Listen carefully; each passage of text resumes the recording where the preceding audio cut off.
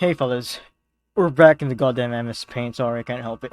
But yeah, I don't really know where this video will go, but I just wanted to talk about the 442 for some reason, and basically how I talk myself into this is I just wanted to show why a 442 is probably not dead.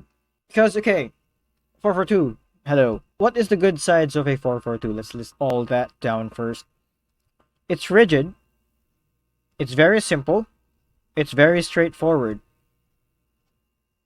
That means every player most likely knows how to play inside a 442 or how they'll fit.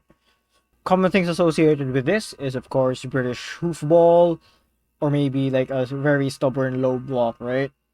I mean, fair. You got two banks of four and two strikers. In defense, it should look something like, pretend that this is the defensive box, right? Sure, let's just do that. So you can see something probably like this, right? Maybe more compact than that, but for the sake of clarity, let's just go with that, right? And then this is the halfway point, right? This is the halfway line, and you'd probably see a striker in here and another striker in here. Maybe. This two banks of four can pretty much clear this huge area right here, forcing the opposition to either play around the defense or just go with a risky shot. When that happens, right, is in the cross, hits the cross, and maybe there's a player that found themselves right here. Yeah, right there. Okay.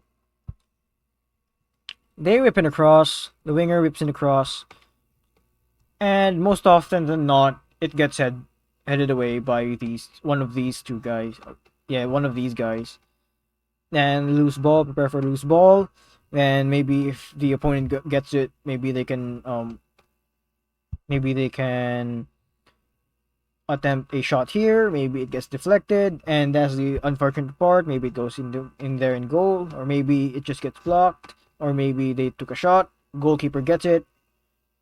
But anyway, regardless of the result, unless they score a goal, let's say the keeper got the ball, right? They saved the ball, they got their hands on the ball. The next thing that they'll most likely do is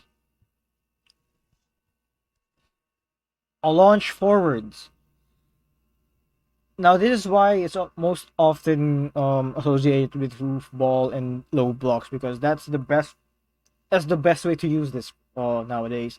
Okay, they launch the attack, or maybe like a deflection, and then loose ball gets picked up by one of these two pivots here.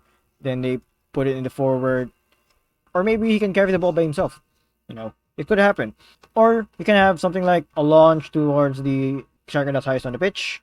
Then they can tee it off to this runner right here that can run with the ball all the way there. Point is, rapid transitions. That's the thing. Once they win the loose ball, they can probably do something.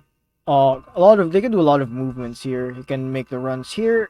They can make the runs here. They can make the run here. They can make the run here, or maybe they won't make the run. They just get the ball, tee it to another creative player that makes the run. Maybe this midfielder can join in.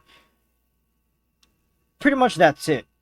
But that is a low block, and it doesn't really always happen in a low block. It doesn't have to be a low block, because Bordalas really uses this formation well. How Bordalas used it is the center of the pitch, and this is the area where it's most likely associated a 442 would be, right?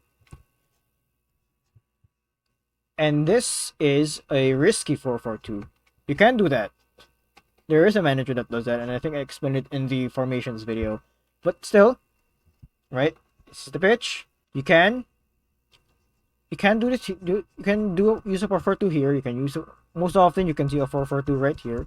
But Bordalas plays right here in the middle. Why does he do that? Because if you play high up the pitch, maybe somewhere in here, like that, make it that high, there is a lot of space for the opposition to run into, and that's what the low block 442 is trying to avoid. Now, If you play lower on the pitch, which is what the 4-4-2 is now more commonly used for, or defensive low block shit. If you do that, then you are really killing yourselves with this much area. You're giving the opponent this much area, and of course, if you give them time with the ball, then most likely they're gonna score some way or another. And I think there was a game in Scotland. I think it was Celtic Motherwell. Okay, they didn't use a 4-4-2, but the point is there. So what Motherwell did, they just defended with 10 men, 11 men even. They just sat here for around 80 minutes. That's all they did. Just sat here and be a shield, basically. They just parked the bus. Because it's Celtic. Of course you're going to park the bus against them. And then, because they conceded this much space, this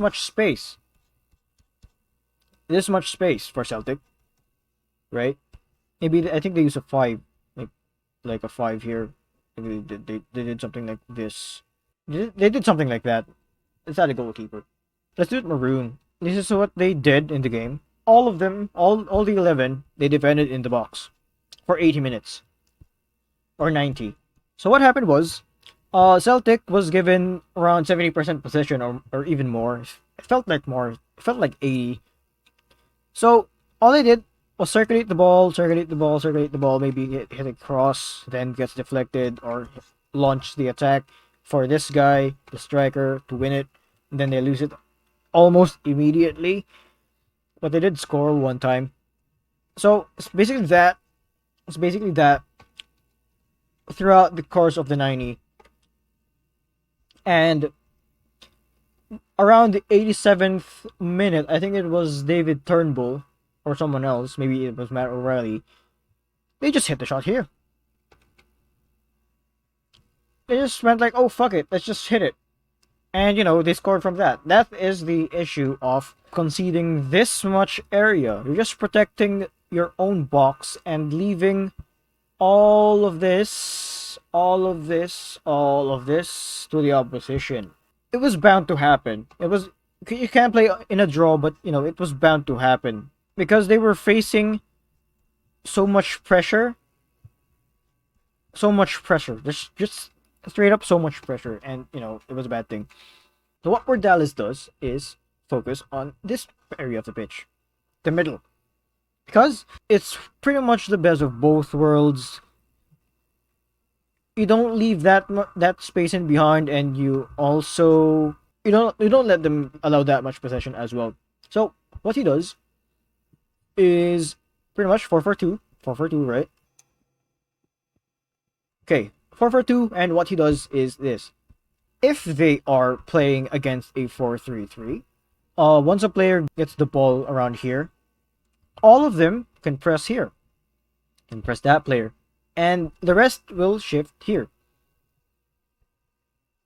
Right? You all press over there. Why? Because that would mean that for this player right here, can I get a clear color? There we go. For this player right here, the game is pretty much played in this area of the pitch. So all of this is just nothing. He cannot play over there. Because of the pressure of every player of Getafe, and he's just getting closed down.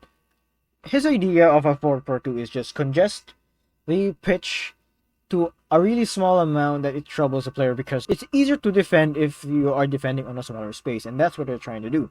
And that's also pretty much the idea of the 4-4-2 of the low block, because you're just congesting the area you're just congesting this area so it can really be easy, can win the ball easier. But that's just passive defending. Hey fellas, post-production here. So basically what I'm trying to imply in the video in this section is the way Bordalis uses the 4-4-2 is more proactive, and the usual assumption of a 4-4-2 is reactive, like in this examples right here.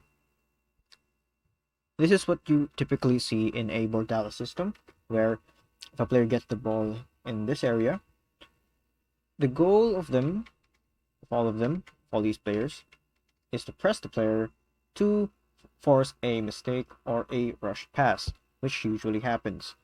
So if he does not have an option here, he can just pass back, or he can pass to the goalie that cannot be seen here.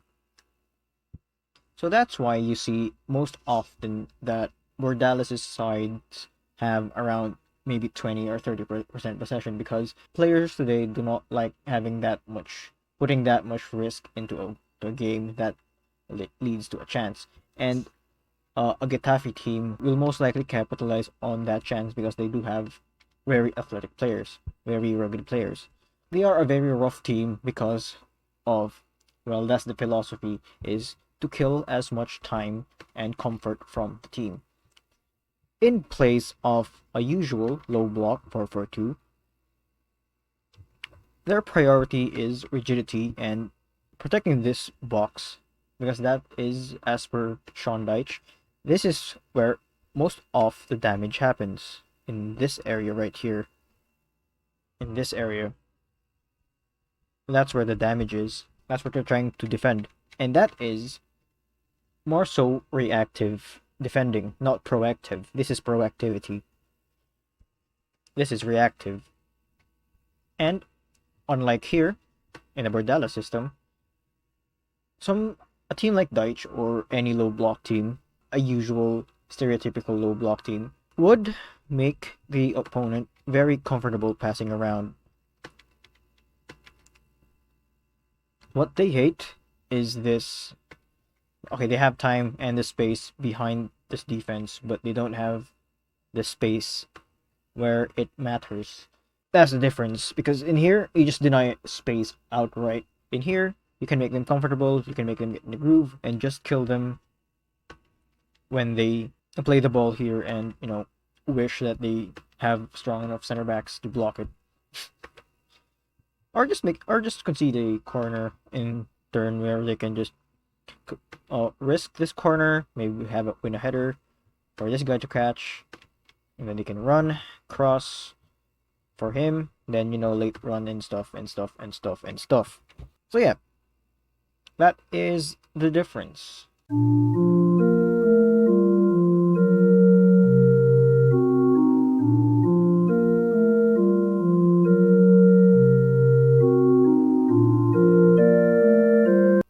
It's just a very, very, very useful tactic, because of how versatile it is. And it's not really just for defensive teams, because even the best team, Man City, is using it. Even Arsenal is using it. But not to this extent. Because what they do, right? Here's their usual back four. Here's the pivot. Here's the wingers. And here's the lone striker. What they do here, maybe one of the midfielders is an actual cam who they just put lower for more solidity and passing options. When that happens, pretty much once they lose the ball, they can just if they're not counter pressing, the wingers can just drop deeper. Now, one of the midfielders can just form a pivot, a double pivot with a sole pivot, and just more solidity. And this pivot can just go here in the defense, and that's just a 4-4-2 basically. If you visualize that, here's the new formations in pink. You can barely see that. Brown, sure, why not? So this is the new formation for them. See, that's just a 4-4-2. If he moves here, it's not really dead. 4-4-2 is not really dead. People are just crafty in using it. Just don't know that it's actually not dead. People are actually using it. It's also quite used a lot in international stages. I think Gattuso is using it right now because, if you have two strikers in here, that means you just have two options. If you launch the ball here forwards, you have two options, and if the other one misses, you can always have the other one. That's of course, that's the purpose of the 4-4-2 and the double striker system. But also, you can task one player to drop and one player to score the goals, and they can do that alternatively. And that's what Deitch was doing with Chris Wood and Ashley Barnes, I think. I don't know, or maybe someone else. I don't know. So that pendulum. So that means if you're having trouble in the midfield, you can do that.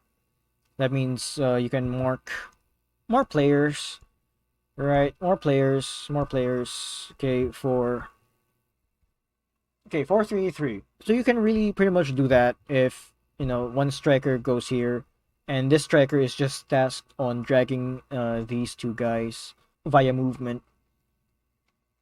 If the ball goes over here, then okay, we're just going to draw the same circles.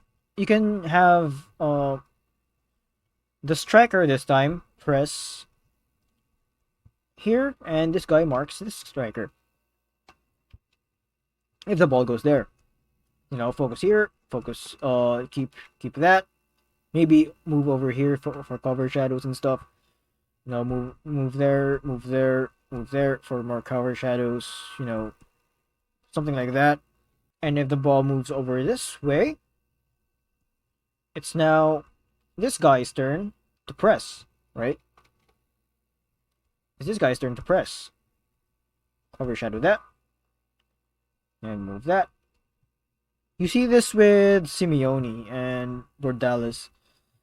You can see those kinds of movement where they just make the pitch like really small. Like this is the playable area for the guy who passes the ball. So really, if you do that, the option is only to either pass the ball, attempt a risky ball over here, or maybe they can have the short pass get interrupted by this player. They can attempt to pass the ball into one of these two pivots. One of these two midfielders, or for example, this midfielder, right? And then, since they are in position, one of them can just intercept the ball and just win it and just launch the attack. Wrong direction. It's in here. Or they can launch the ball up.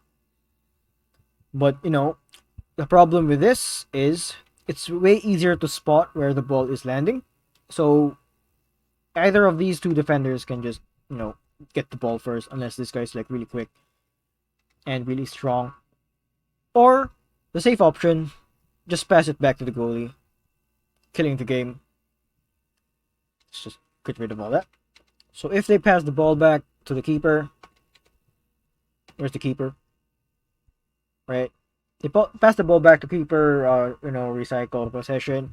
And again, because they recycle the possession, they move over there, move there.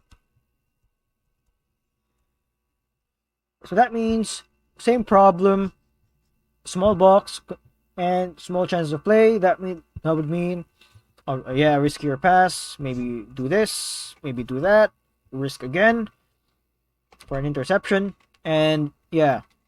So if you do all of that, if you're in the 4-4-2, if you do all that with a high line, you are very pretty much susceptible to this ball right here.